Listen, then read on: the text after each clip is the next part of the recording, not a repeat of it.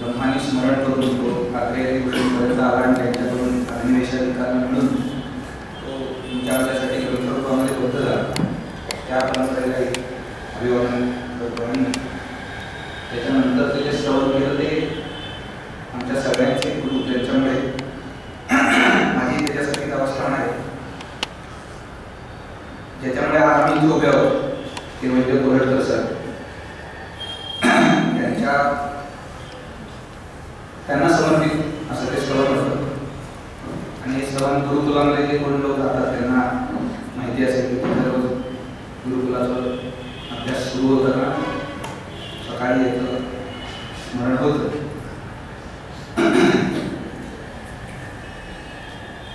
पुरस्कार स्वीकारण्याची भूमिका एक 2 शब्दात मांडतो. त्याच्यामध्ये ही कल्पना त्यांनी जेव्हा मांडली आणि व्हॉट्सअपवर मेसेज आला, मी जुलैमध्ये व्हॉट्सअपवरती आलो आणि तेव्हापासून डोकेदुखी वाढली. म्हणजे फार लवकर गोष्टी कळायला लागल्या. आणि कळायच्या नाही असं नाही, पण जरा वेळाने कळायच्या, थोड्यापासून दिसून यायच्या आमच्याकडे. आता सगळं नामस्वरूपात येतं. आणि नंतर त्या काळात त्याचा फोन आला की अशी अशी योजना काढली आणि पहिला पुरस्कार तो दिलेला आहे.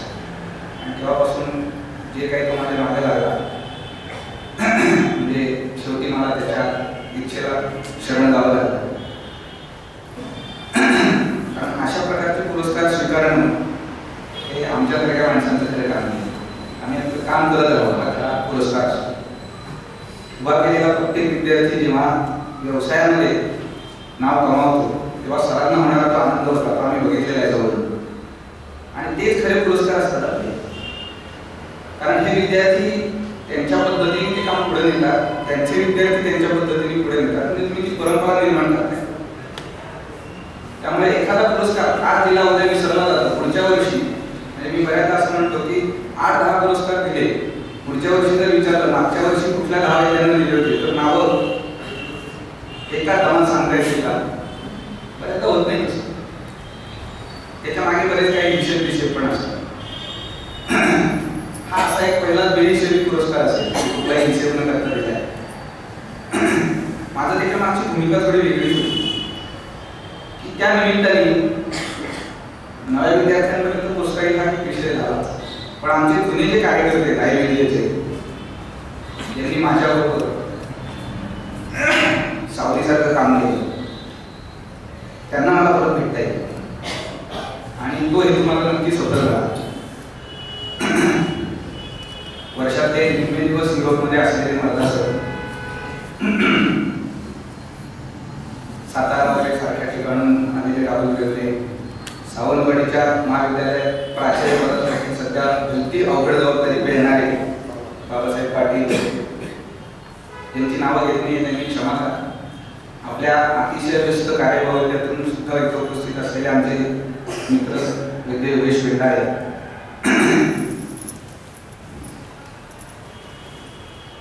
दिवसभर गुरुकुलाच्या अध्यापकांचा जो वर्कशॉप होता तिथून डायरेक्ट इथे प्रकट झालेले वैद्य ऋषी पावसकर,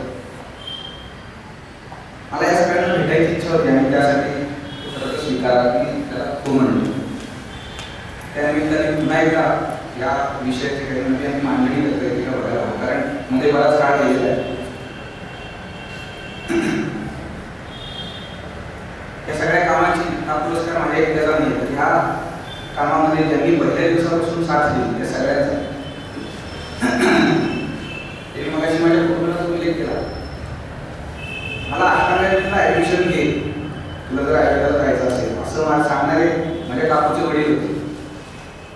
ते पेशाने वैद्य होते. औषधीकरण करून चांगल्या प्रतीची औषधं वैद्यांना पोचवणं, देणं अशा पद्धतीचं काम करणारे अतिशय निर्लस निरपेक्ष असं व्यक्तिमत्व होतं. आणि त्यांनी मला पहिल्यांदा सांगितलं की तुला आयुर्वेद शिकायचं असेल तर अष्टांगमध्ये प्रवेश घे. त्यावेळेला टिळक बरीच क्रेज होती, अजूनही आहे. ज्यामध्ये मी टिळक आयुर्वेदला कमी लेखत नाही, माझं एम.ए. तिथलंच आहे. आणि टिळकने पण मला भरभरून दिलं.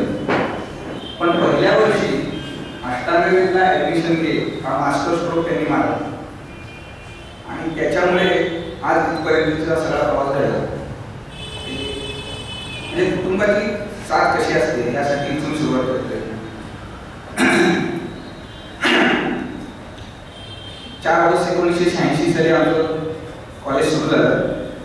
तुम्ही कल्पना करा, उलटकर सर, वैद्य दिलीप गाडगीळ सर आणि वैद्य धीरा जोळेकर सर ही त्रिमूर्ती पहिल्या वर्षी आमच्यावरती अखंड बॅटिंग करत होती.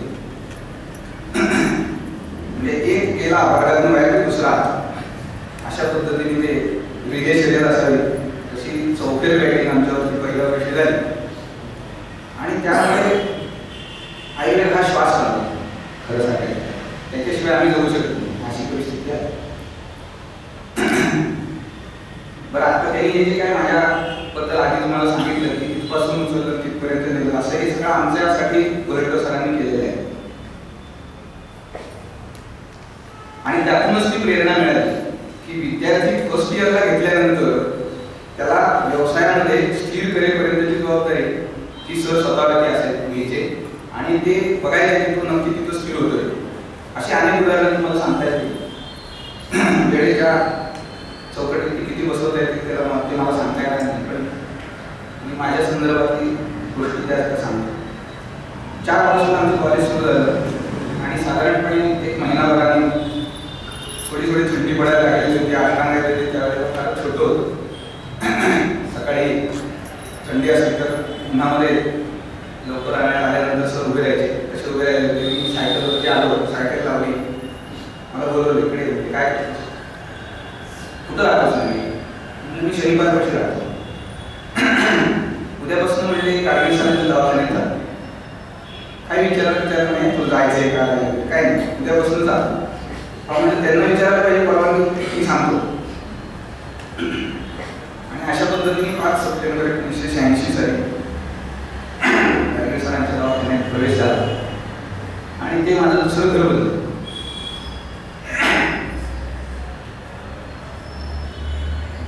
घटना अशा घडत असतात.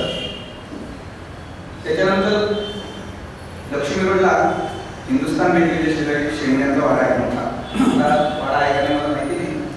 वैद्य गणेश शास्त्री शेंडे त्यावेळेला 89 वर्ष वय होतं.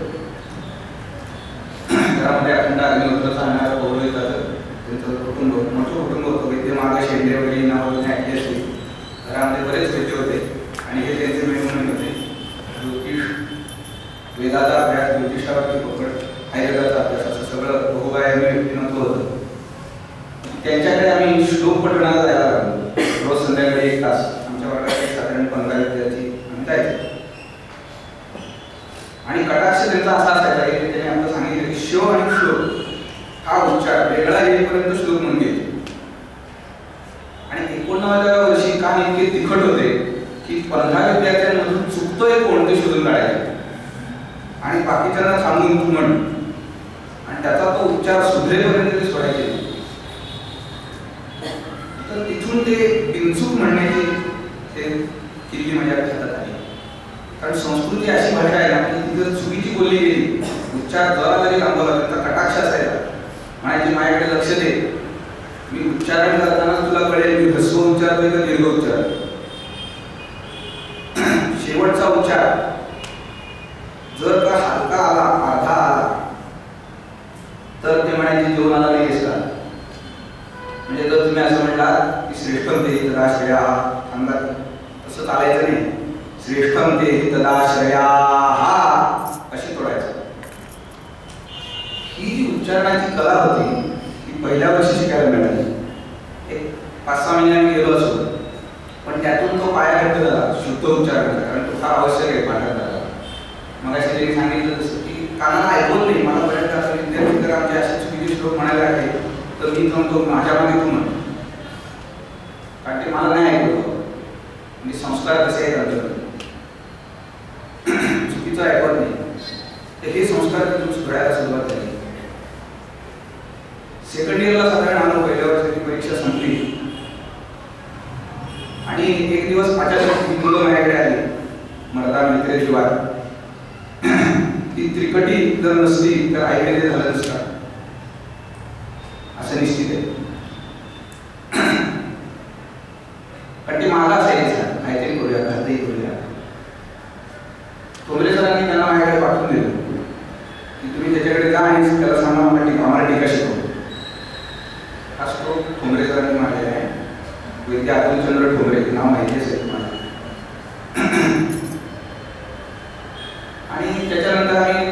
सरांच्या दवाखान्यात बसायला मी म्हटलं मग गाडगे सरांचं दवाखाना म्हणजे दुसरं करत आलं. पहिल्या दिवसापासून माझ्या हातात जी किल्ली आली ती 93 साली मी त्यांच्याकडे, नंतर सुद्धा आमच्याकडे होती. आतापर्यंत आमच्या घरात ती किल्ली होती सरांच्या दवाखान्याची. इतकं ते नातं दृढ होत गेलं आणि कधीही तो दवाखाना उघडून वापरायची मला फुल परमिशन असायची. तिथे आम्ही पहिल्यांदा हे सगळं विषय सुरू केला टिकावाचा. मला काही चालत नव्हतं त्यावेळेला. त्याच्या आधीचा माझा टिकावाचा अनुभव म्हणजे आम्ही दिवाळीच्या सुट्टीमध्ये एक आठवडाभर साधारणपणे जुवेकर सरांच्याकडे सुश्रुत शारीराचा पहिला अध्याय होता. तेवढ्या मला आलं, कारण टीका वाचनाचा विषय जेव्हापर्यंत तुम्ही आले अशा पद्धतीने हाताळलेला नव्हता. त्यामुळे शिकवायचं काय, कल्पना करा की मूळचा श्लोक तो बापडसांना नाती संक्षेप विस्तार आम्ही बोललोय वेगवेगळ्या नाती संक्षेप विस्तार. मग त्याच्यावरती एवढ्या विस्ताराच्या टीका, अष्टांगदेवाची 35 टीका उपलब्ध आहे. 2 पद्धतीची विधानं करायचे उलट असं सांगायचे आम्हाला. त्यावेळी लोक असं म्हणतात की म्हणजे वापट कोणालाच कळला नाही. 35 लोक वेगवेगळ्या पद्धतीने विचार करतायत तरी अजून कळलं असं. पण म्हणजे दुसऱ्या बाजूने विचार केला तर त्याचा अर्थ असा होतो की 35 वेगवेगळ्या पद्धतीने वापट वाचतायत. ती पॉझिटिव्हिटी सरांच्याकडे फार महत्त्वाची होती आणि त्यामुळे अनेक पुस्तकं ग्रंथ त्यांनी वाचलेले असायचे आणि ते त्याचा परामर्श त्याच्या शिकवण्यामध्ये काय देत असायचे. तर त्यातून ही 7 विद्यार्थी मर्दा मेंद्रे दिवा आणि त्याच्या आणि 4 मुली यांचं ते टिकावाच्या नंतर सुरू झालं. आणि मग 1 ते 1.5 तास साधारण कसं असतं बघा की महाविद्यालयाचं शिक्षण वेगळ्या पद्धतीने चालतं आणि अशा पद्धतीने जर कोणी मूळ ग्रंथ शिकवतोय असं असेल तर त्याला जरा लवकर वाचा पडते. त्या काळी व्हॉट्सअप काही नव्हतं, आता माझ्या मोबाईलमध्ये काही नव्हतं. पण तोंडातोंडी सुद्धा हे विषय पुष्कळ पोचतात आणि मग टिळकच्या विद्यार्थ्यांना काही वेळेला अशा पद्धतीच्या हे यायला लागल्या की आम्हाला शिकवायला. बरं त्यावेळेला अशी परिस्थिती होती की मी शिकवणारा एकटाच होतो. अशा पद्धतीने आगाऊपणा करणार. सेकंड इयरचा विद्यार्थी शिकवतो. मगाशी तो म्हणला की मी आगे कार्य का करतो. आमच्यामध्ये अंतर किती आहे? 2-3 बॅचच अंतर आहे. म्हणजे तशा अर्थाने मी गुरु सर म्हणण्याचा लायकीचा माणूस आहे का सांगा. त्याच्यासाठी तरी नाही. आताच्या विद्यार्थ्यांचं तर म्हणू शकतो, कारण 20, 22, 25 वर्षाचं अंतर असतं. एक पिढीचं अंतर आहे म्हणजे तसं काहीच नव्हतं. पण तरी सुद्धा कोणीतरी देत आहे आपल्यासाठी वेळ असं म्हणलं की लोकांची मागणी वाढते. मग टिळकच्या विद्यार्थ्यांना रविवारी टीका सुरू केली आणि साधारणपणे 2, 2.5, 3 तास ही टीका चालायची. नंतर परिस्थिती अशी झाली की ते काम आणि वाढायला हवं बाकीच्या महाविद्यालयामध्ये किंवा त्या काळात नंतर पुण्यामध्ये प्रायव्हेट महाविद्यालय उडायला लागली. हडपसरचं आलं, पाकुर्डी आली, भारतीय विद्यालय. तर त्याही विद्यार्थ्यांना याचा लाभ मिळायला हवा म्हणून अशी कल्पना मांडली की टिळकची टीका, कारण टिळकचं कसं आहे की खूप विद्यार्थी संख्येने असायचे आणि सगळ्यांनाच आम्ही अकोमोडेट करू शकत नव्हतो. म्हणून मग टिळकसाठी वेगळा टीकेचा वर्ग सुरू केला आणि त्याची जबाबदारी वगैरे रसिक पावसकरांनी त्या काळी स्वीकारली. म्हणून म्हणले हे काम मला एकट्याच नाही, म्हणजे या पुरस्कारावर या सगळ्यांचा हक्क आहे. आणि मग टिळकची टीका वेगळ्या ठिकाणी त्याच वेळेला साधारणपणे संध्याकाळची 5 ते 6 ही वेळ, म्हणजे दवाखाने सुरू व्हायच्या आधी आणि कॉलेज संपल्यानंतर मग त्या ऐकल्यामध्ये ते बरोबर बसायचं आणि मग हे शिक्षण या पद्धतीने सुरू झालं. त्याला भारतीय विद्यापीठाची मुलं नंतर जॉईन झाली. योगेश काळे सरांची बॅच पहिली, त्यांच्या बॅचमध्ये बरेचसे विद्यार्थी यायला लागले. पुढे गाडगे सरांचा दवाखाना, ते मी मुद्दाम इतके डिटेलली सांगतोय की तुम्हाला कळायला हवं की कोणकोणत्या लोकांचे हातभार यायला लागले, किती लोकांनी 5 पैशाची अपेक्षा न करता आम्हाला मदत केली म्हणून हे काम झालं. नाहीतर आज आपल्या दवाखान्यात 4 तास जर कोणी बसायचं झालं तर लोक त्याचे पैसे मागतात. मामा जोशींनी, वैद्य चंद्रशेखर जोशी मागच्या पिढीतलं एक मोठं नाव आहे, त्याचा तुळशीबागेचा समोरचा दवाखाना आहे आणि ह्या जागा इतक्या मोक्याच्या मिळत गेल्या ना की आमच्या विद्यार्थ्यांना फार प्रायव्हेट त्यासाठी मग करावे लागत नव्हतं. की एकदा त्या सेंट्रल प्लेसमध्ये आलं की सगळं होतं. मग तिथं पलीकडे धर्मचैतन्य आहे, इथं गाडगे सरांचा दवाखाना आहे, जवळ आहे, कुणाच्या दवाखान्यात जायचं असेल ते 15-20 मिनिटात काही पोचू शकतात. मग आम्ही मामांकडे विचारणा केली, म्हणजे मामा असा प्रश्न येतोय, प्रॉब्लेम आहे, मुलांची संख्या वाढते, मला टिकावाच्या गाडगेसरांचा दवाखाना छोटा पडतो. आता म्हणजे माझा वापर करतात, संध्याकाळी बंदच असतो, मी लेखन निमखान्याला असतो. म्हणजे किती सहजपणे काम करतात बघा. तुम्ही बोलायचा अवकाश कुलूप उघडलं, तेव्हापासून मला हा भरता आत्मविश्वास आला की जाऊन विचारायचं काय नाही म्हणली, पण नाही अजून आलेलं नाही, ह्या हिशोबाने जागा मिळत गेलं. तर महादर्शींनी त्यांचा दवाखाना आम्हाला दिला आणि त्या दवाखान्याच्या वेटिंगमध्ये मोठी वेटिंग आहे त्यांची, साधारणपणे 40 विद्यार्थी बसू शकायचे. टीकेसारख्या अत्यंत बोरिंग विषयाला, त्याच्यामुळे ते सगळं संस्कृत म्हणतात, कोणाला गंध नसायचा, पण त्या टीकेचा स्पष्टीकरण मराठीत आपल्याला मिळतंय आणि त्यामुळे आपल्याला ग्रंथ समजतंय. त्या ग्रंथ समजण्याचा उपयोग पुढे जाऊन परीक्षेला होतोय आणि त्यानंतर थोडं परीक्षेमध्ये टॉपला येत आहे असं दिसल्यानंतर जे काही ग्लॅमर आलं तुम्हाला सांगू, टिकावायचं सेलिब्रिटी चकमारकी असे ग्लॅमर होतं. आणि आम्हाला तो धोंडा थांबायला लागायचा, म्हणून मग 3-4 ठिकाणी टीका सुरू करायला लागल्या. म्हणजे आठवड्याची वेगळी चालवायचे पावसकर सर, अष्टांग आणि भारतीचे विद्यार्थी माझ्याकडे यायचे, हडपसरचे थोडे थोडे यायचे आणि त्यांचा अंतराचा बऱ्याचदा प्रॉब्लेम व्हायचा, पोचणं मुश्किल व्हायचं वेळेला. आकुर्डीला सुद्धा तशाच पद्धतीचं काम सुरू झालं. त्याला लॉजिस्टिक सपोर्ट होता तो त्रिलोक धोपेश्वर सरांनी पुरवून दिला, त्यांचे कॉन्टॅक्ट वापरले, जागा मिळवून दिल्या. खडीवाले विद्यार्थी आधार म्हणून तिथे निगडीच्या रेल्वे स्टेशनच्या जवळ मोठी वास्तू आहे, तिथं निराधार महिलांसाठी ते आश्रम चालवतात. त्याच्यातला एक वर्षा हॉल त्यांनी टीका वाचनासाठी आम्हाला दिला होता आणि मला आठवतं मी तिथे दर बुधवारी जाऊन चरकाचं टीका वाचन घ्यायचो. अनेक वर्षानंतर याच्या पावत्या येतात. जवळपास आता 2-4 वर्षामध्ये तिथला एक विद्यार्थी नितीन भिसे मला एका कुठल्या तरी कार्यक्रमात भेटला आणि म्हटलं सर ते टीका वाचनाचा खूप उपयोग झाला. पण काम करत आहोत, त्याच्या पावत्या येत राहतात. चिकित्सा नासली निष्फळ जरी जाणार नाही आणि तुम्ही दुसऱ्याला शिकवता तेव्हा तुम्ही शिकता असं कोरडकर सर म्हणायचे. त्यांचे काय म्हणणं असायचं की त्रिविध ज्ञानोबा आहे. सरकारी सांगताना शरद विमानस्थानात तयार करण्यास अध्ययन, अध्यापन आणि संभाषण. अध्ययन आपण करतो कारण परीक्षा त्याच्यावर पास होता येत नाही, कसला तरी अभ्यास करावा लागतो. परीक्षा पास व्हायची, मांडवा घालणं जायचं, डॉक्टर व्हायचं, कागदाला व्हायचं, त्याशिवाय प्रॅक्टिस करता येत नाही. त्यामुळे अध्ययन हे अनिवार्य. संभाषण पर्यंत चालू असते, संभाषा शास्त्र संभाषा असेल याची गॅरंटी नाही. पुण्याच्या एका प्रसिद्ध संस्थाचालकांचं आयुर्वेदाच्या लोकांबद्दल एक मत आहे, जरा गंभीरपणे घ्यायला हवा. त्यांचं म्हणणं असं की आयुर्वेदाच्या लोकांच्या हातात माई करायला एक मुद्दा विसरतात. म्हणजे संभाषण काय होत असेल ती बघा.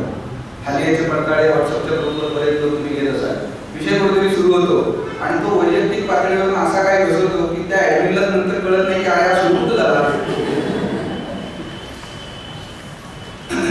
तर ह्या पद्धतीच्या संभाषा आहेत, त्याच्यामध्ये संधाय संभाषा जी ज्ञानाभियोग संघर्ष करी होते असं वर्णन चरकाने केलं, ती होते का? बऱ्याच वेळा होत नाही. जल्पवितरणामध्ये हिरिरिमी असतं. पक्षाश्रित योग वचनम जल्पा, आपला पक्ष खा आणि विकटा परमार्थ कृष्णम ते जोरात चालू असतं. संध्याय संभाषा कुठे होते? म्हणजे एक उपाय आपण तरुणोपाय नाही म्हणून वापरतो अध्ययनाचा, परीक्षा पास व्हायची म्हणून. दुसरा त्यातले नको तेच भाग जास्त वापरतो, जल्पवितरणा, संध्याय सोडून. आणि तिसऱ्याचा पत्ताच नाही आहे अध्यापन. आज किती लोक छातीवर हात ठेवून ठामपणे सांगू शकतील की मी कॉलेजमध्ये मला शिकवलं म्हणून मी शिकलो. मी सुद्धा नाही सांगू शकतो. पहिलं वर्ष आमचं आम्ही लकी होतो की हे 3 स्टारवर टाकले होते. त्याच्यानंतर पलटकर सरांनी डिनोमध्ये जायचा निर्णय घेतला, पूर्ण आयुर्वेद बघायला बाहेर डिवोट केलं. त्याच्यानंतर 1 वर्षाने गाडगीळ सर बाहेर पडले. त्यामुळे चरकपर्यंत माझं शिक्षण गाडगीळ सरांच्या हाताखाली झालं. पण तुम्हाला सांगतो दुर्दैवी परिस्थिती अशी आहे, गाडगीळ सर आता बघा तुम्ही ते 3 लेक्चर्स घेत आहेत तर लोक आपली जीवाचे कान करून ऐकतात. आपण त्यावेळेला परिस्थिती कॉलेजमध्ये काय होती सांगू. दुपारी सर रोज लेक्चर घ्यायचे पूर्वार्ध आणि उत्तरार्धाचं. तर लोक सकाळी 3 लेक्चर 4 लेक्चर आठवून घरी पडून जायचे. आणि आमच्या वर्गातले आम्ही दोघंच, मी आणि नितीन पेरडे, दोघंच त्यांच्या लेक्चरला, आणि मग बाकीचे सिनियर्स कोण कोण असतील ते. ही परिस्थिती होती. हा करंटेपणा म्हणायचा नाही तर काय म्हणायचं. त्यांनी मगाशी विनम्र वगैरे मला म्हणलंय ते जास्त खरं नाही आहे. मी ज्या वेळेला अशा पद्धतीचे भूमिका घेतो त्यावेळेला त्या परखड शब्दात म्हणतो, आणि तिथे शब्द सुद्धा माझ्या निवडीचे असतात. ते समोरच्याला लागतील नाही लागतील या विचार करून आम्ही मांडत वापरत येईल. असे करंटे लोक होते. गाडगेळ सरांकडून समोर बसून ज्यांना शिकायची संधी असताना ते बरी पडून जायचे. शिकलो त्याचा आपला फायदा झाला. तर ही परिस्थिती होती. म्हणजे दात आहेत तर चणे नाही आणि चणे आहेत तर दात नाही, ही परिस्थिती आजही काही वेगळी नाही. मग लोकांना बाहेर जाऊन करावी लागते, बाहेर शिकावं लागतं जाऊन. पण प्लॅटफॉर्म काय, संधी कोण देणार शिकवायची, शिकवणार कोण? म्हणून ही योजना मला वाटतं तोमले सरांनी म्हणून ती पोरं माझ्या दिली असतील त्यावेळेला, याचाही अभ्यास लोकांचा आहे. आणि मग तो तिसरा ज्ञानोपाय जो आहे तो वापरात आला, अध्यापन. त्याच्या आधी सर सांगायचे की दुसऱ्याला शिकवल्याने आपण जास्त शिकतो. सरांची काही काही असे वनलाईनर्स आहेत ना, ते मला वाटतं मी म्हणजे महाविद्यालयात मागच्या वर्षी वृत्तीपत्रक वगैरे लावत होतं, त्याच्यावर काही काही टाकले होते. ते समजून घ्यायला सुद्धा एक वेगळी बुद्धी लागते असं मला वाटतं. कारण ते आम्हाला सुद्धा नंतर नंतर समजले.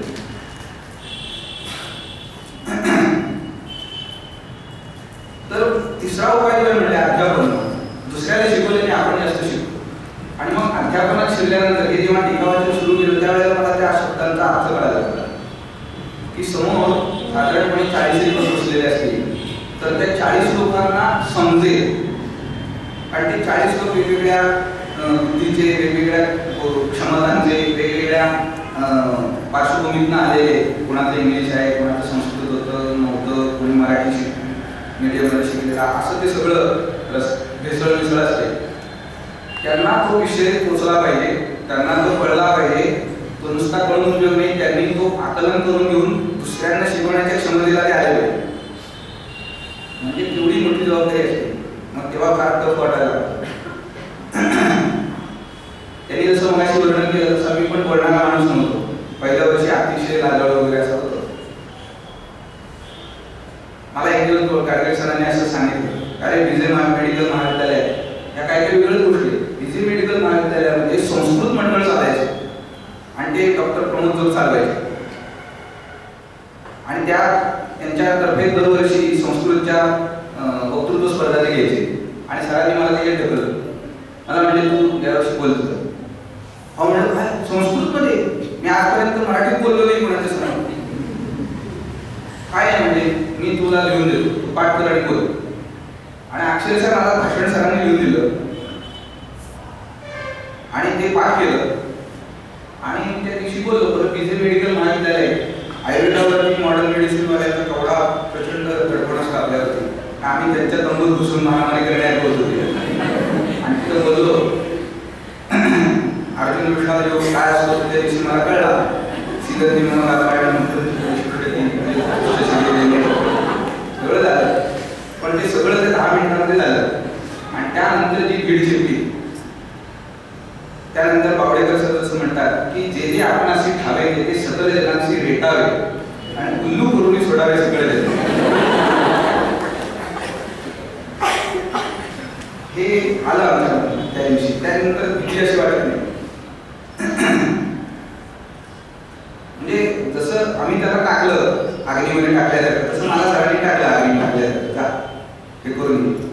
आणि मग त्याच्यानंतर आम्ही 3 महिन्याच्या स्पर्धांमध्ये संस्कृत भाषण वगैरे, मग तिथपासून जी सुरुवात झाली ती शेवटच्या वर्षी एक आगाऊपणा आशुभाषणाचा सुद्धा करून आला की विषय उचलायचा, ते सामाजिक विषय वगैरे सुद्धा असायचे. आणि त्याच्यावरती 2 मिनिटं तुम्हाला तयारीला वेळ आणि नंतर 3 मिनिटाचं भाषण, आशुभाषण. कुठली तयारी न करता ठोकायचं संस्कृतमध्ये. इतकी परिस्थितीपर्यंत आपण जाऊ शकतो. ते व्याकरणाच्या दृष्टीने किती बरोबर होतं चूक होतं त्याचा विचार मी आता केला नाही. पण हे धाडस आलं हे खूप महत्त्वाचं आहे ना. न्यूनगंड चेतला गेला पाहिजे आता. आणि ते करण्याचं काम आमच्या या सगळ्या गुरुजींनी केलेलं आहे. ते जर मला गाडगेळ सरांनी तेव्हा फर्स्ट इयरला बदल नसतं, ढकलला हा कोकणी शब्द आहे, मध्येच कोकणी शब्द येतात. 20 वर्ष गोव्यात आल्यामुळे ढकललं नसतं त्याला म्हणाले. तर हे आज झालंच नसतं, आम्ही तसेच राहिलो असतो. तर ती कोणाची तरी प्रेरणा असते, ती घ्यायची आणि पुढे जायचं. तसं हे टीकावाचनाचं जे विषय होता तो पूर्ण करायला मध्यंतरीच्या काळामध्ये कोल्हटकर सरांना अशी जाणीव व्हायला लागली होती, म्हणजे विद्यार्थी पुष्कळ वाढत होते. 70-71 साली सरांनी विद्यार्थी निर्माण करणं अशा पद्धतीचा एक विषय हाती घेतला होता. ऐकून तुम्हाला बऱ्याच गोष्टी माहिती असतील, थोडंसं डिटेलिंग सांगू. वैद्य झुळेकर आणि वैद्य जगदीश रेड्डी हे त्यांचे 2 पहिले विद्यार्थी कोकणाच्या अतिशय दुर्गम भागातून पुण्यामध्ये शिकण्यासाठी आलेले. पुण्यामध्ये राहायची सोय नाही. एकाला सरांनी उचललं आणि कुडतरकर शास्त्रीकडे नेऊन ठेवलं आणि एकाला उचलून फणसळकर शास्त्रीकडे नेऊन ठेवलं. हा तुमच्याकडे आजपासून आहे. आणि सरांचा शब्द तुम्ही म्हणत नव्हते. म्हणजे त्या दोघांच्या बाहेरच्या अंतर जर तुम्ही बघितलं तर त्यावेळेला कदाचित सर असतील 40चे आणि ते असतील 70चे. पण हा ठीक आहे, कोल्हटकर सांगायचं म्हणजे मुलगा चांगला असेल. आणि 71 साली हा विषय सगळा सुरू झाला, कारण सरांची धारणा अशी होती की समाजामध्ये आयुर्वेद जर रुजवायचा, पसरवायचा आणि फुलवायचा असेल तर त्याला सगळ्यात चांगला मार्ग आहे की आयुर्वेदाच्या व्यावसायिकांची संख्या वाढायला हवी. पूर्णपणे आयुर्वेदीय विचारांनी मी शुद्ध हा शब्द जरा टाळतोय, कारण काही लोकांना बदल टोचतो. उगाचच होतायला नको आहे. जे करतो आपण ते शुद्ध असावं, पण उगाच टोचतो. पूर्णपणे आयुर्वेदीय विचारांनी व्यवसाय करणाऱ्यांची संख्या वाढावी अशी सरांची अपेक्षा होती. आणि त्या दृष्टीने त्यांनी एक विषय सुरू केला. आपल्या दवाखान्यातील विद्यार्थ्यांना बोलवायला लागले आणि त्याच्यातून जी काही परंपरा निर्माण झाली ती झुळेकर, रेड्डी, मग प्रमोद कुलकर्णी आहेत, त्रिलोक कपेश्वर सर, संजय पेडसे असतील, प्रमा जोशी, ही नावं थोडी ऐकली तरी तुम्हाला तुमच्यातल्या काही काही लोकांना आता हे बोलेल. ह्या लोकांनी तुम्हाला जर उभं केलं तुम्हाला अशी नावं ऐकली. ही सगळी सरांनी आपल्या मुशीत तयार केलेली लोक आहेत,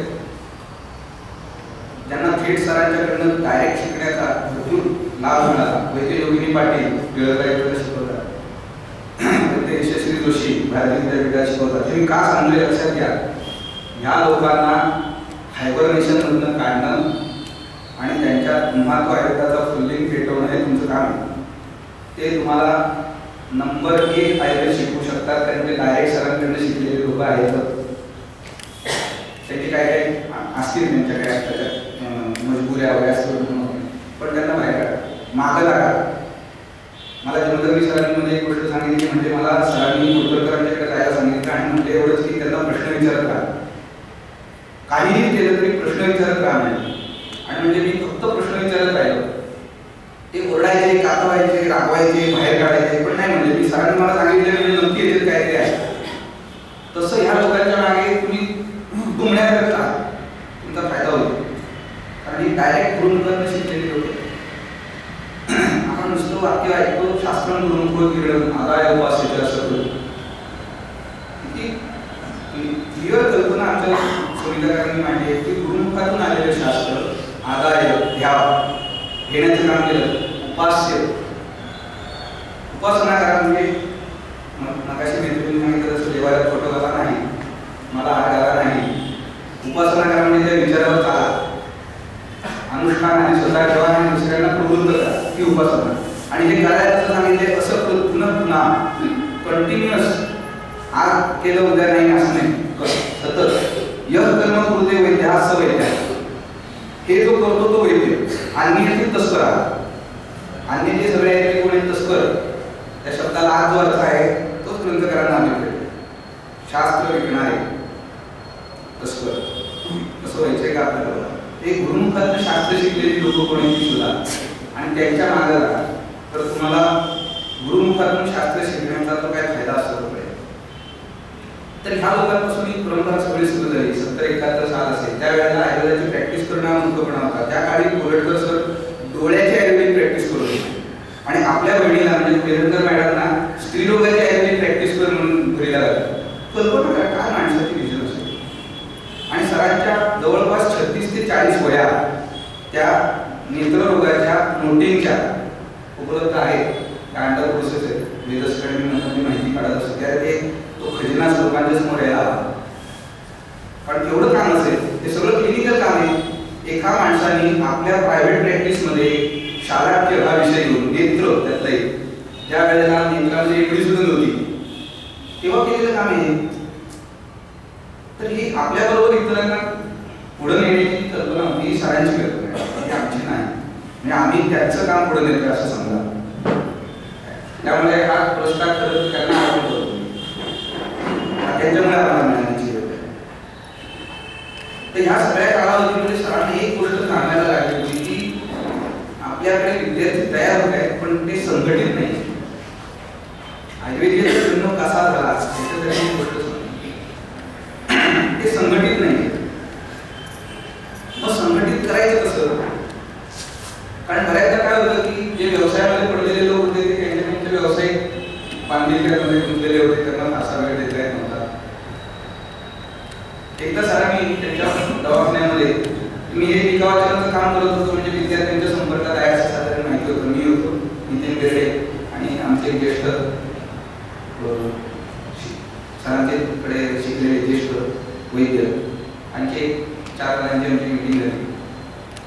ते काही वेगळ्या विशिष्ट विचाराने आलेले होते. त्यांनी वेगवेगळ्या पद्धतीने कसे संघटन झालेले आहे, ते संघाची संघटनाची कल्पना काय आहे, विवेकानंदांची काय होती आणि कोणाची काय होती वगैरे याच्याविषयी काय भाष्य केलं. मुद्दा असा आला की हे काम करायचं कोणी आयुर्वेदामध्ये. तर त्यावेळेला काही त्यांच्या वैयक्तिक अडचणींमुळे त्यांनी त्यात त्यांना रस, बाकीचं सगळं अभ्यास, संघटनेचा अभ्यास भरपूर होता पण स्वतः करावं असं वाटत नव्हतं. ओके, सरांनी एक वाक्य त्यावेळेला, ते मला असं म्हणले नव्हते तू करू, त्यांनी असं म्हटलं की ज्याला असं वाटतंय की मी करावं त्यांनी पुढे व्हावं, त्याला यश मिळेल. आणि ते वाक्य मी लक्षात ठेवलं आणि मग हा विषय सगळा सुरू झाला. आणि त्यावेळेपर्यंत हे त्रिमूर्ती म्हणजे माझ्या मागे होते, त्यांचं कायम चालायचं, आपण काहीतरी केलं पाहिजे, काहीतरी केलं पाहिजे, नुसतं काय आपण शिकतो. आणि मग त्यातून हे आयुर्वेदाचा विषय आकाराला यायला लागला. पहिल्याच मीटिंगमध्ये त्याच्या आधी आम्ही म्हणलं आपण एकत्र येऊन बसून बघूया आणि आपले विचार पडतायत का, आणि एकदम संघटना काढायची, रजिस्टर करायची आणि नंतर भांडण झाले म्हणून त्याचे 4 व्हायचे. आता त्यांनी सांगितली सगळी कामं, त्यातलं एकही काम आम्ही रजिस्टर्ड संस्थेच्या मार्फत केलेलं नाही. हे सगळं काम आमच्या पातळीवरती झालेलं काम आहे आणि त्यामध्ये कुठल्याही प्रकारची भांडणं, कलह, वेगवेगळे आमच्यामध्ये झालेले नाही. तर ते पहिलं व्हायला हवं. मग आम्ही एक एक विषय ठिकाणी घ्यायचा, तो तयार करायचा आणि सगळ्यांच्या समोर त्याचं वाचन करायचं, असा एक उपक्रम हाती घेतला. म्हणजे कळतं त्याच्यातून काय माणूस विचार करतोय, काय विचार आपले जुळत आहेत का, मन जुळत आहे का. ते सगळं करताना कोणाच्या कडे गेलं तर जयदीप सिंग छाबरा म्हणून आमच्यातला विद्यार्थी, माझ्यापेक्षा 1 वर्ष जुनियर आहे, त्याच्या फ्लॅटवरती आम्ही बसायला लागलो कारण तो 3 दिवस म्हणून राहायचा, त्यामुळे ते बऱ्यापैकी जागा होती तिथे आमच्या. आणि अशा प्रकारचे विद्यार्थी आमच्याबरोबर जोडले गेले. त्याच्यामध्ये जातीपातीचा, धर्माचा काही विषय नव्हता. जो आयुर्वेद धर्म जाणतो तो आमचा माणूस, एवढं साधं सोपं समीकरण होतं. आणि त्याच्याकडे आम्ही ते बसायला लागलो आणि नंतर कळलं की ठीक आहे, आपली वेवलेंथ साधारणपणे जुळते, करायला हरकत नाही. आणि मग हे स्पर्धांचे वगैरे घाट घातले गेले. त्यातही पुन्हा असा विषय आला की आयुर्वेदी हे नाव आम्ही पुढे आले, कारण आमची ही ओळख आहे. उद्या जर आम्हाला एखाद्या व्यक्तीने विचारलं तू कोण आहेस, मी आयुर्वेदी आहे. आयुर्वेदी म्हणजे काय, मी आयुर्वेद शिकलेला आहे, आयुर्वेदाचा व्यवसाय करतो, आयुर्वेद वापरतो, आयुर्वेदाच्या भूमिकेतून विचार करतो, म्हणजे मी कोण असणार, आयुर्वेदीच असणार. पण हे नाव आम्हाला अनेक लोकांनी त्या काळी असं सांगितलं की हे नाव बदला तुम्ही. शेक्सपियर भारतात जन्माला आला आणि हे त्याचं सत्य आहे. नावात काय आहे, इथं तर नावाचं सवय आहे. आपल्याकडं नाव उच्चारले की गोंधळ सुरू होतात आणि हे काम सुरू केल्यानंतर मला आंतरविरोध समोर येतात.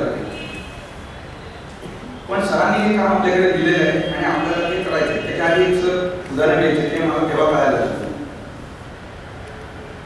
त्या काळी जी टिकटिकची घड्याळ होती, अनंत चक्र एकमेकांमध्ये गुंतलेली असायची आणि त्याच्यावरती ते घड्याळ पडायचं आणि त्या प्रत्येक चक्राला काटे असायचे. सर सांगायचे की हे काटे कसे आहेत, हे काटे म्हणजे अलंकार आहेत म्हणजे, पण ते एकमेकांमध्ये ज्या वेळेला लॉक होतात त्यावेळेला ते चक्र फिरवू शकतात. ते जरा जर हल्ले तर एकमेकांना टोचतात. हे उदाहरण मला नंतर कळायला लागलं की म्हणजे आपण काम करताना हे जे आहे ते सांभाळत सांभाळत हे काम झालं पाहिजे तर ते व्यवस्थित होईल.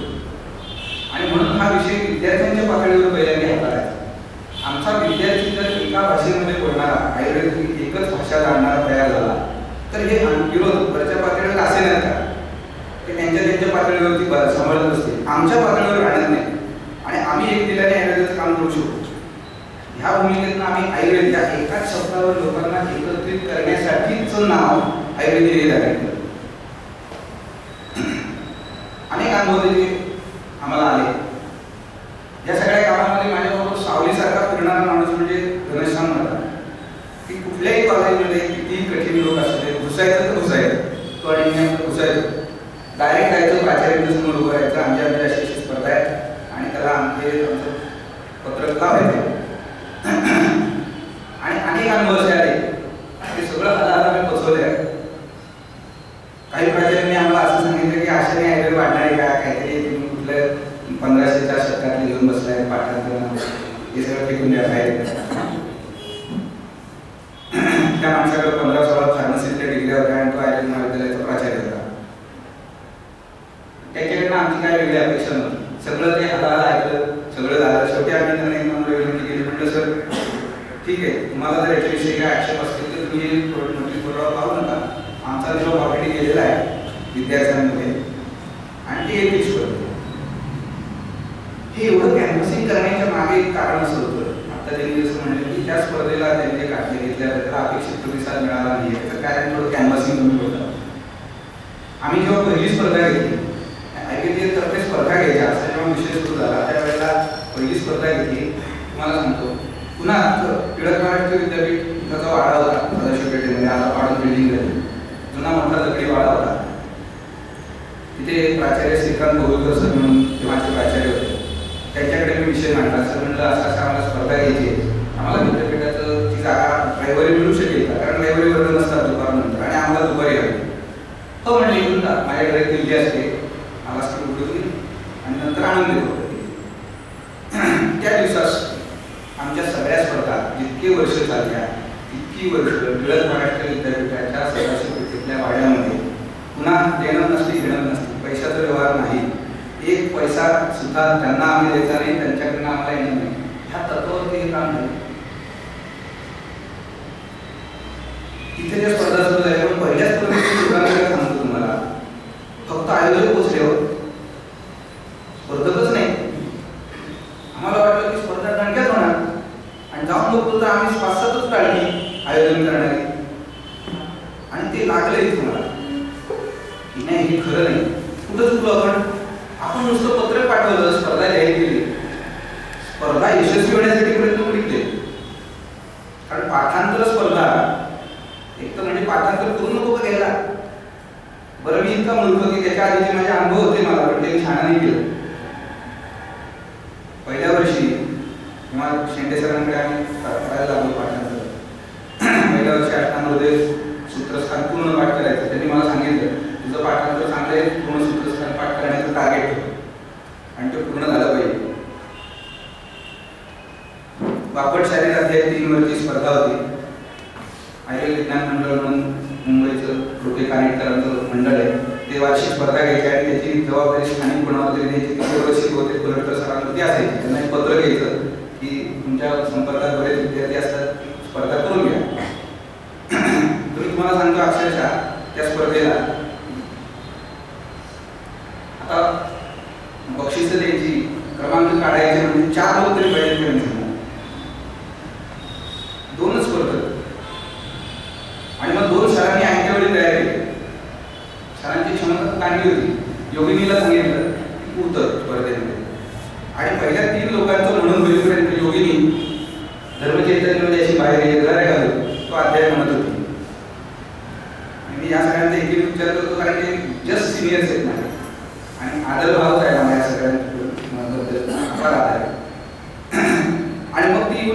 पार्टिसिपंट म्हणून अपियर झाली आणि तिने दुसरं बक्षीस पटकवलं. माझं पाठांतर स्ट्रेस असल्यामुळे मी पहिला आलो असेल, बाकीच्या ऐकल्यावरचे व्हिडिओ होते. हा अनुभव काहीशी होता की 4च लोक आले होते, पण तरी आम्हाला आरोपणा केला. आणि मग तेव्हापासून एक खुणगाड बांधली की स्पर्धा यशस्वी व्हायची असेल तर आपल्याला तयारी करायला. आणि मग आमच्यातले विद्यार्थ्यांच्या कामगिरी वाटत देण्यात आली की त्या महाविद्यालयातल्या विद्यार्थ्यांची तयारी करून द्या. म्हणजे आयुर्वेदिक हा कसं होतं बघा, स्पर्धा आम्ही जय करायचो, पाठांतरे आम्हीच करून घ्यायचो, परीक्षकही काही वेळेला वैद्यनाथ आम्हीच व्हायचो. त्याच्यामध्ये परीक्षक म्हणून सुद्धा अक्षरशः तांबडा पैसा न मागता स्वतःचं पेट्रोल खर्च करत येणारे एक वैद्य योगेश मंडळी आहेत. दुसऱ्या वर्षाच्या स्पर्धांना जरी सांगितली त्यावेळेला तो हजर असतो. आणि त्या स्पर्धा इनोव्हेटिव्ह पद्धतीने घ्यायची कल्पना त्याची होती की 5 कल्पना आहे, करायला लावा आणि मग त्याचा विचार होण्याचा. आणि तशा पद्धतीने त्या स्पर्धा म्हणजे प्रॅक्टिकल अप्रोच होता त्याच्यामध्ये. प्रमाण जोशींनी मदत केलेली आहे, सुष्मिता धोपेश्वरकरांनी मदत केलेली आहे. म्हणजे आम्ही ज्यांना ज्यांना विचारलो, 2019 बऱ्याच परीक्षा स्पर्धांचे परीक्षक होते. म्हणजे वेगवेगळे लोक त्याच्यामध्ये सामील होत गेले आणि ते काम सगळे यशस्वी होत गेले. हे एकट्या माणसाचं काम नसतं, त्याला अनेक हातभार लागलेले असतात. वर्षाला 10 स्पर्धा, दर महिन्याला 1 स्पर्धा. कल्पना अशी होती की जो 10 स्पर्धांमध्ये भाग घेईल बक्षीस मिळेल का नाही नंतरच. मला पहिलं बक्षीस 2 रुपये मिळालं, 200 श्लोक म्हणले म्हणून गणेश शास्त्री शेट्टींनी दिलं. 2 महिने 3 महिने झाल्यानंतर मला एक दिवस सगळ्यांसमोर एक म्हणले की जो मला 200 श्लोक म्हणून दाखवेल त्याला 2 रुपये देईल. मी म्हटलं मी म्हणतो, पण माझे जेव्हा 4 अध्याय झाले होते पाठ, ते म्हणले उतावळे एवढा करू नकोस, पुढच्या आठवड्यामध्ये मी तुझी परीक्षा घेतो, तर तयारी कर. आणि मग ती तयारी झाली आणि पुढच्या आठवड्यात घेतली 2 रुपये बक्षीस. या वाकड शाळेच्या वेळेला कानिटकरांच्या पुढे जे बक्षीस आलं होतं त्याच्यानंतर त्यांनी आपल्याकडे 2 रुपये बक्षीस दिलं. रकमेला महत्व नाही आहे, सांगण्याचा उद्देश आहे करायचं असेल तर करू. मग कल्पना अशी होती की इरिस्पेक्टिव्ह ऑफ नंबर्स, पहिला आला, दुसरा आला, तिसरा आला, असं नाही. 10 स्पर्धांमध्ये जर भाग घेतला तर 20 अध्याय पाठवतील का नाही माणसाने. महत्वाचे 20 अध्याय अष्टांग हृदयाचे सूत्रस्थानाचे 30-20 असतील तर हा माणूस याची उदाहरण ही शिदोरी आहे की तुम्हाला आयुष्यभर पुरेल. आणि त्या 4-5 वर्षांमध्ये या स्पर्धा एवढं झाल्या, त्यामध्ये त्यांनी या स्पर्धांना भाग घेतला. आणि मग त्याच्यासाठी आम्ही काही अशी मधाची बोटं लावत होतो की प्रत्येक स्पर्धेला 25-15-10 रुपयाचं बक्षीस. कारण ही संघटना कोणाची होती, विद्यार्थ्यांसाठी चालवलेली विद्यार्थ्यांची संघटना. महिना 10 रुपये वर्गणी प्रत्येकाने जमा करायची, पण ती सुद्धा मॅन्डेटरी नाही, ऑप्शनल. काही लोक 6 महिन्याचे एकदम द्यायचे, काही द्यायचे नाही. हा सगळा हिशेब चोखपणे ठेवण्याचं काम माझा थोडा मित्र नितीन बेर्डेंनी केलं. मला सुद्धा 5 पैसे इकडे तिकडे द्यायचा नाही, हिशेब सांगणार. महिना 10 रुपये वर्गणी त्या स्पर्धा चालायच्या, 25-15-10 अशी पारितोषिक आम्ही द्यायचो. आणि 10 स्पर्धांमध्ये जर तुम्ही उतरलात तर त्याचा टोटल परफॉर्मन्स लक्षात घेऊन एक महाभारत द्यायचं आणि ते ग्रंथ स्वरूपात द्यायचं अशी कल्पना होती. आणि त्याला मार्किंग सिस्टीम आम्ही जाहीर केली. त्या पद्धतीने आता आमच्या महाविद्यालयामध्ये तो उपक्रम मुलं राबवत आहे की पहिल्या नंबरला 5 मार्क, दुसऱ्या नंबरला 4 मार्क, तिसऱ्याला 3 मार्क, सहभागाचा 1 मार्क. अशा पद्धतीने त्याचं नोटिंग व्हायचं. मेरिट तुमचं वर्षाचं काय व्हायचं तयार होईल आणि वर्षाच्या शेवटी त्यांना महाभारत घोषित होती ग्रंथ स्वरूपात. पुन्हा ग्रंथ द्यायचे तर पैशाचा व्यवहार आला. आपल्याकडे एवढी ताकद आहे का? बरं, ताकद असली तरी आपण कशाला काय घालवायचे. अनेक गोष्टी आहेत समाजामध्ये नाते, त्यांच्यापर्यंत आम्ही पोहोचायचो. त्या निमित्ताने हा विषय पोहोचायचा. पाठांतर स्पर्धा जेव्हा या पद्धतीने घ्यायच्या झाल्या त्यावेळेला विषय असा ठरला की 50 रुपये वर्गणी घ्यायची, प्रत्येक वैद्याकडे पोहोचायचं. आणि माझी कल्पना अशी होती की या त्या निमित्ताने एवढ्या वैद्यांच्याकडे हा विषय तर पोहोचेल. प्रश्न 50 रुपयाचा नाही. आणि तुम्हाला सांगतो असे काही धक्कादायक अनुभव मला आले. मी म्हणलं मग अशी तो आंतरिक विरोध ते कशा प्रकारचे अनुभव होते. एका मी मला सांगितलं की अरे तुम्ही दरवर्षी असे पैसे मागत फिरणार का, ते पैसे फिक्सला टाका आणि त्याच्या व्याजामध्ये काय करा. बरं, सूचना सुद्धा आहे. आम्ही ठरवलं होतं की कोण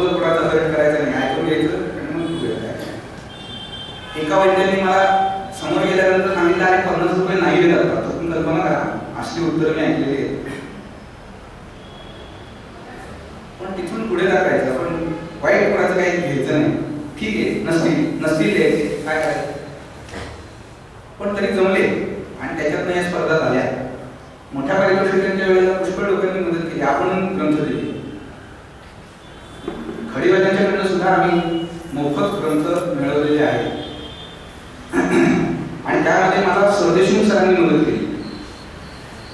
म्हणजे तुम्ही कल्पना करा की सरदेशमुख सर मला म्हणले, हा ठीक आहे पाचशेतून आपण आपाशी बोलूया, म्हणजे दादांचा मुलगा, आणि तुम्ही अमुक वाजता तिथे आम्ही येतो. आणि त्यांच्या रमणबागेने तिथलं दवाखाना आहे, तुम्ही जाऊन दुकानाच्या तिथे उभं राहिलो आणि सर रिक्षेने स्वतः आले आणि समोर बसले आणि म्हणले की त्यांना 2 पुस्तकं हवे दिली. अक्षरशः त्यावेळेला मला म्हणजे आपाचे वापरतात की ही मास्टर ती कुठून कळली तुम्हाला. कारण म्हणजे ही मास्टर की लावल्या मी नाही म्हणणार नाही, म्हणजे ती त्यांचीच कृपा आहे. मी हा विषय बोलल्यानंतर ते म्हणजे चला मी येतो. असे लोक तुम्हाला भेटू शकतात. ते पुढे माझे एमडीला गाईड होते. आयुष्यातली पहिली नोकरी त्यांच्याकडे गेली बाबलीला. आता जो म्हटला त्याचा ऍडमिनिस्ट्रेटिव्ह ब्लॉक आहे, तिथे खिडक्यांना फक्त चौकटी लागलेल्या होत्या, काचा नव्हत्या. तिथे 1100 संदर्भ होतो. इंद्रजी हार्मोन या सगळ्या विषयांचे पहिलं काढण्याचं पायलटवरती आहे कॅन्सर ओपीडीचं, ते आम्ही केलं. नंतर त्या कामामध्ये एकदम हीर वगैरे सुद्धा आमच्याबरोबर होते. ॲक्च्युअल जेव्हा काम सुरू झालं तेव्हा सरांनी मला एक गोष्ट सांगितली. कारण या कामामुळे बऱ्याचदा असं व्हायचं की लोकांच्या डोळ्यावर यायला सुरुवात झाली आणि काही वेळेला गन पॉईंटवर असायचं. कोरेटकर सरांनी मला एक गोष्ट आधी सांगितली. हे सगळं जेव्हा वाढायला लागलं त्यावेळेला, म्हणजे एक तुला सांगतो की तुझ्या कामामुळे म्हणजे तुझ्या मागे येणाऱ्या लोकांना त्रास होता कामाने, तो सगळा त्रास तू भोगला पाहिजे. ठीक आहे, माझी तयारी आहे. ते सगळं विचार करूनच आम्ही त्याच्यात पडलेलो. पण हे सगळं असं होत असताना मला एकदा सरदेशमुख सरांनी फार मोलाचा सल्ला दिला.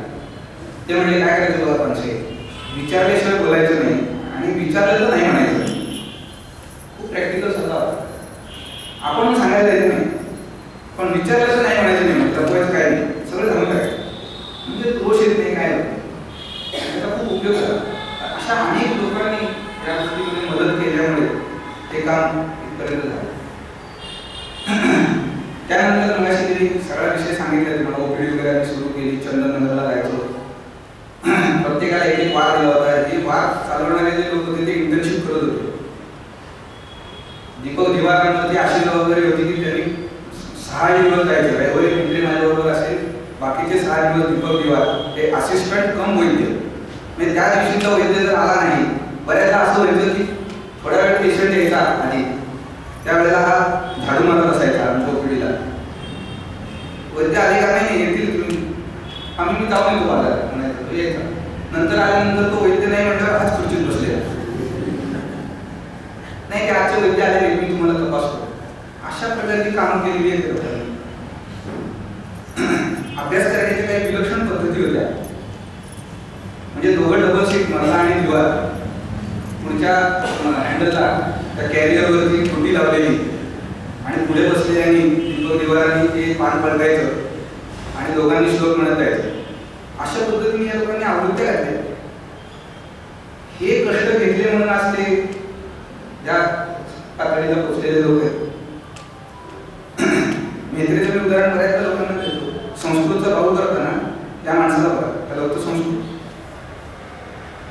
हा शिकण्याच्या काळापासून आम्हाला सगळ्यांना जी वाढदिवसाची कार्ड द्यायचा ती सगळी संस्कृतमध्ये लिहून द्यायचा. स्वरची श्लोक असायचे.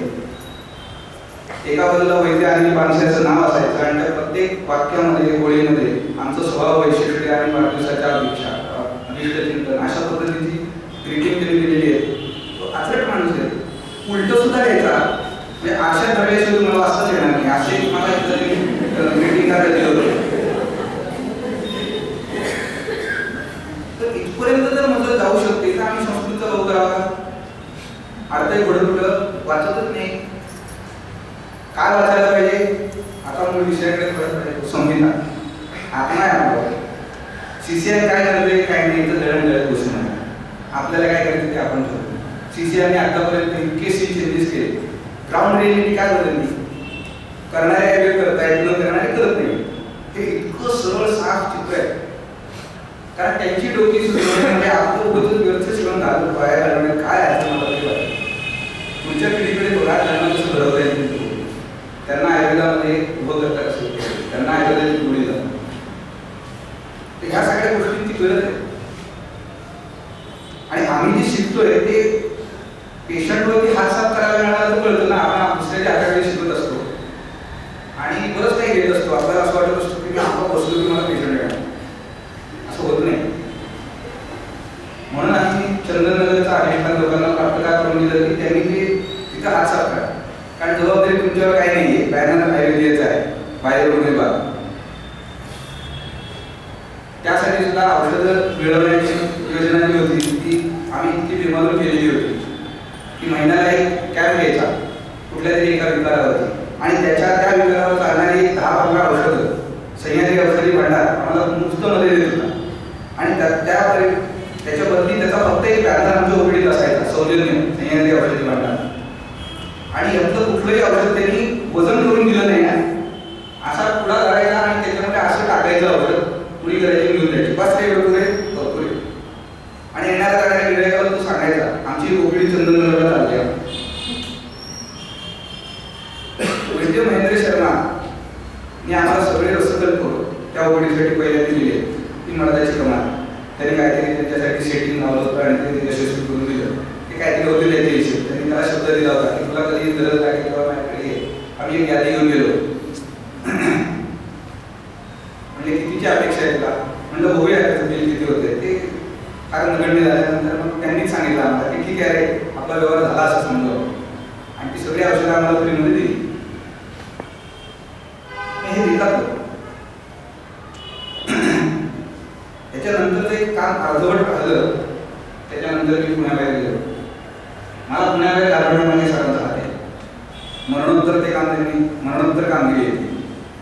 थर्ड इयरला साधारण कधीतरी आमच्या घरी गेले होते, मलाही माहिती नव्हतं. आणि त्याच्यानंतर 2-3 दिवसांनी मला बोलत मला वाटते तू MD करायला पुण्याच्या बाहेर जा. अहो म्हणलं आता ते आयुर्वेदिकचं काम आकार घेते, ओपीडी काढली ते बघायला पाहिजे. नाही म्हणजे तुझ्याकडे